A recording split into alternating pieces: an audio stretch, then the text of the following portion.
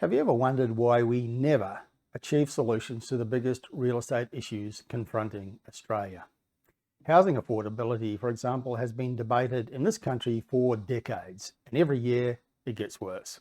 The rental shortage has been a reality for years and has attracted a lot of media attention and much political rhetoric, but vacancies remain at record lows and rents keep rising with no resolution in sight.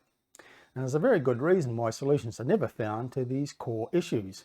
It's because the finger of blame is always pointed in the wrong direction.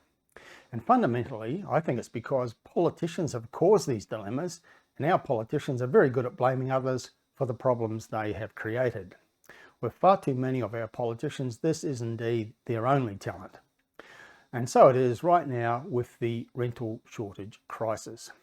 When rents rise, the knee-jerk reaction from media and from politicians seeking an easy scapegoat is to demonise the people who own rental properties. Media likes to characterise them as greedy landlords, and that makes it easy to slam them as the villains of the piece. So it's important to understand that, contrary to the media image, the typical owner of rental properties is not a wealthy individual with 15 or 20 properties. Australian Taxation Office data shows that the typical owner of an investment property is someone who owns just one property. They're typically a mum and dad household earning around the average income, and according to surveys, their motivation for investing is to provide for their children's education or for their eventual retirement. And they comprise about 75% of owners of investment properties. The people who own 5 or more properties comprise less than 1% of the total of property investors in Australia. So these ordinary Australians perform a key social function because a third of Australian households rent, and 90% of the properties they rent are provided by private investors, with less than 10% provided by government. And the big problem is that these people are now in short supply. In recent years, fewer and fewer Australians have been buying rental properties. More investors have sold than bought in recent years. This has occurred because politicians and bureaucrats have made a series of decisions over the past 5 to 6 years which, little by little, have made it onerous to own investment properties. So more and more people have opted out of property investment.